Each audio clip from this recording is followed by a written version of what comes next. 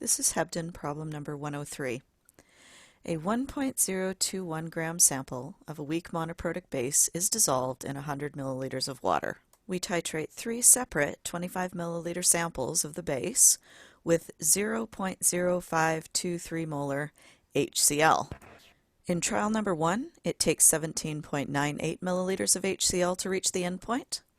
In trial number 2, it takes 17.79 milliliters to reach the endpoint, and in trial number 3, 17.83 milliliters of the hydrochloric acid to reach the endpoint. Anytime you have more than one trial, you need to check and make sure that you don't have any, what's the word we are looking for? We check to see if there is an, pause the video and answer for yourself.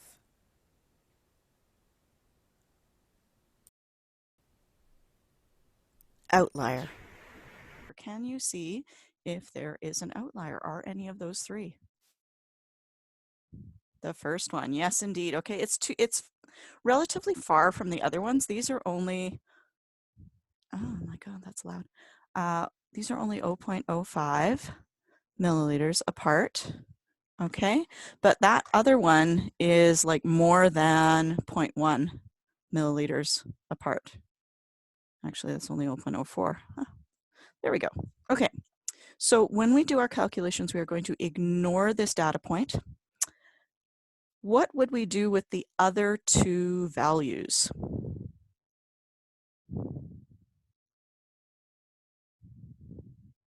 Average, yes. Okay, so we are going to take the average of those two, and we have, so the average volume of 0.05023 molar HCl is 17.79 milliliters plus 17.83 milliliters divided by 2 is 17.79 plus 17.83 equals divided by 2 equals 17.81. I feel like I should have been able to do that in my head, but I couldn't. Okay. So that is our molarity of our HCl. And there is our volume. And because this is a titration, we're going to follow that little 4-box step process. Okay. And I'm going to run out of room here. There we go. So what goes in that first box? First of all, is it the known or the unknown that goes in the first box? Yeah, that's our known. And we start with our given info about the known. And then we convert it into what?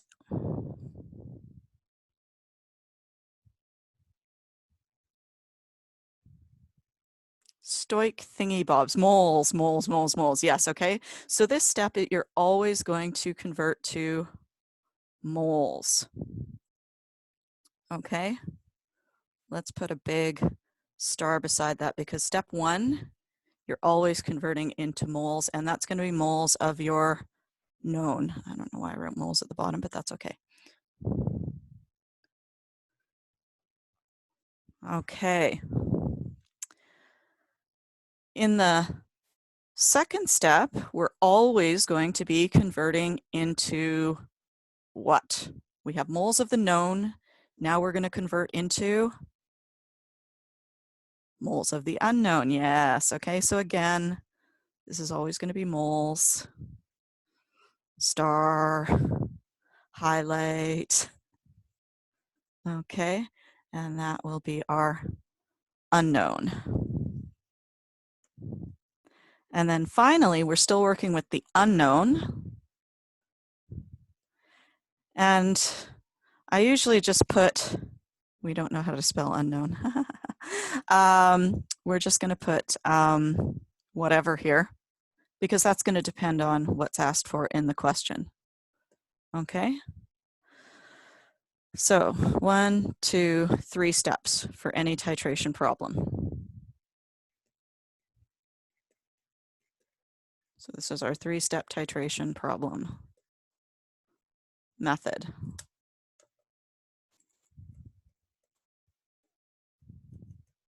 Didn't really leave enough room for that title, but that's okay.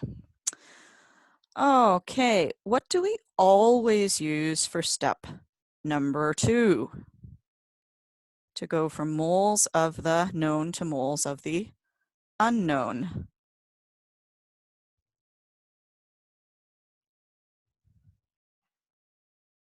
Yeah, the stoich ratio. Okay, so that is the stoich ratio. What is the stoich ratio? Where do we find it?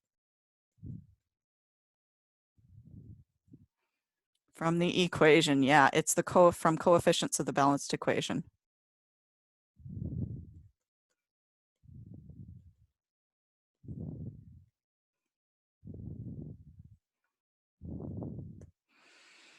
Okay, so we are going to actually need a balanced equation here. So let's go and check out what our two things are being reacted. We have HCl is one of our reactants. What is our other reactant?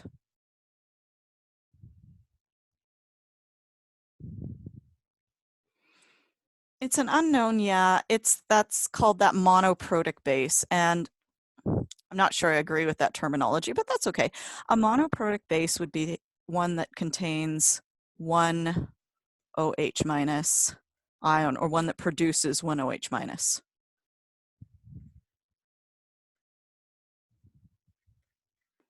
It's a base that contains or produces one OH ion. Okay, so for example, that could be NaOH, it's got one hydroxide, or you could have NH3, which will accept one proton to become NH4. Okay, so it's either, and if it accepts that proton from water, let me write that out in more detail here. NH3 plus H2O, NH4 plus, and there's the hydroxide that it would produce. Okay, so monoprotic base, it contains one hydroxide. I'm just going to, in this case, because it's an unknown monoprotic base, I'm just going to call it XOH because that makes my life easier. Okay, so we have HCl. Here's our reaction. HCl plus some monoprotic base goes to XCl plus H2O.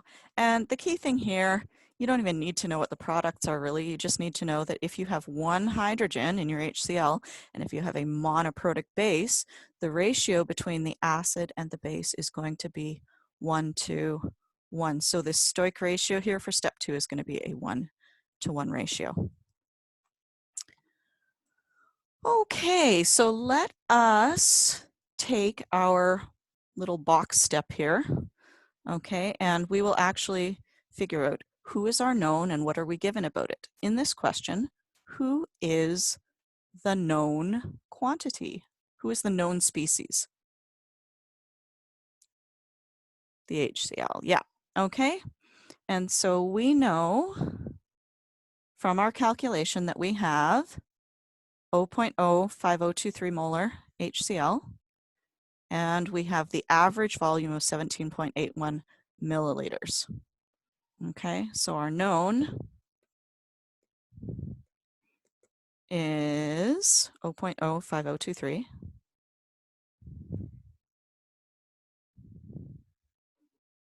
molar, and 17.81 milliliter of the HCl.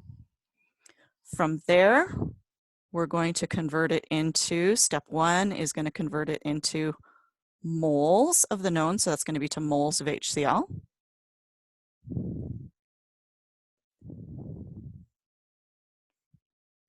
Step number 2 in any of these things is going to be from moles of our known to moles of our unknown. That's going to go to moles of the unknown, which is the monoprotic base. Just call it that. Okay.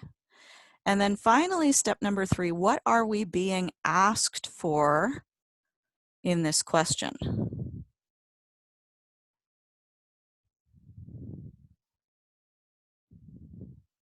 Oh, and I didn't write it down. So let's just read from the question. Oh, what is the molar mass of the unknown base? So we want to know, sorry, there was a thump in the background. That was exciting. We want to know the molar mass of unknown base. Okay, so we're going to take this up to this step right here, and that's going to be something that is in common between all titration problems.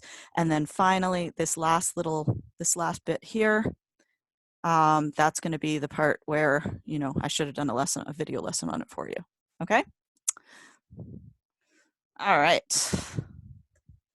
So we have, and I will convert it into liters, I think, because I'm finding molar mass at the end. Molar mass is grams per mole, so I won't want it to be in moles. I won't want it to be in millimoles. So I am going to convert this into liters, 0.01781 liters.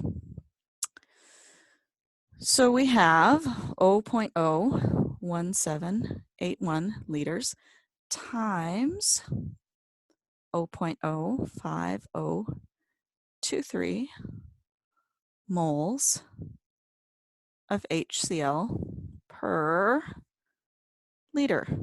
Our liters will cancel, and we will have found the moles of HCl, and so step 1 has been completed. Step 2, going from moles of substance A to moles of substance B, that's always going to use the Stoich ratio. Okay, and we figured out that that was a 1:1 ratio. So we want to cancel our moles of HCl and find the moles of NaOH. All right, and that's a 1:1, oh, not NaOH, XOH. Come back, there we go, XOH. Okay, so we plug that in to the calculator, 0.01781 times 0.05023 equals, I'll write it down here, 8.946 times 10 to the negative 4 moles of XOH. Okay, so if this was a question that you were doing on a test, you would get 2 marks out of 3, for example. Now we need to do our last step. We need to find the molar mass of the unknown base. And the key thing about knowing this is knowing the units of molar mass. And the units of molar mass are the grams per mole. And if you know the grams that you have of your unknown base, and if you know the moles of the unknown base,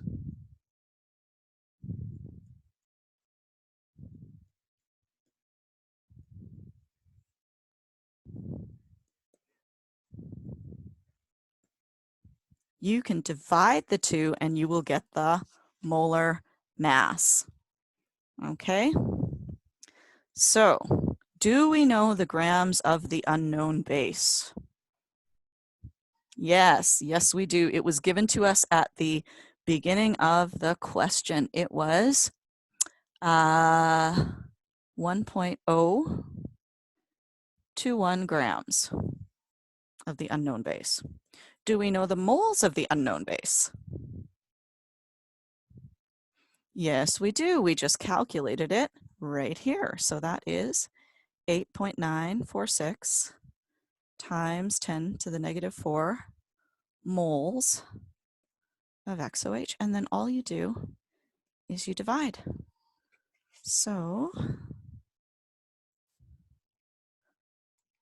1.021 divided by that is 141.3. That seems like a really big number. Did I do something wrong? Let me just check.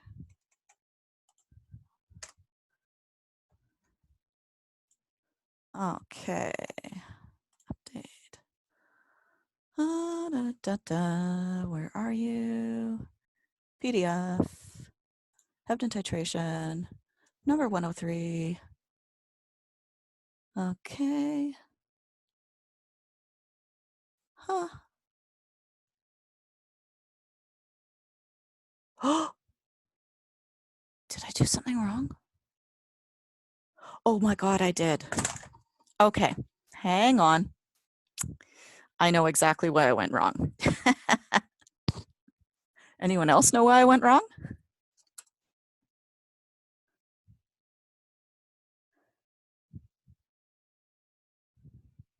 Something to do with the volume. Yeah, it's absolutely something to do with the volume. I wasn't even thinking. I should have been reading my question more carefully. I traded 25 milliliter portions of this, okay? So this was the moles in 25 milliliters. Okay. So if that was the moles in 25 milliliters, but I dissolved, if you remember from the question, I dissolved my 1.021 gram sample into 100 milliliters. So if I know the moles in 25 milliliters, then I will also know the moles in 100 milliliters. So this right here is incorrect, okay? So the moles of XOH in 100 milliliters is equal to the moles of XOH in 25 milliliters. What should we do with that? We should multiply it by 4, okay? So that's going to be equal to 8.946 times 10 to the negative 4, and then that's going to be times 4. That'll be moles. And so we get 8.946 times 10 to the negative 4 times 4 is 3.578 times 10 to the negative 3 moles in 100 milliliters. Oh, that's looking better. Okay, so molar mass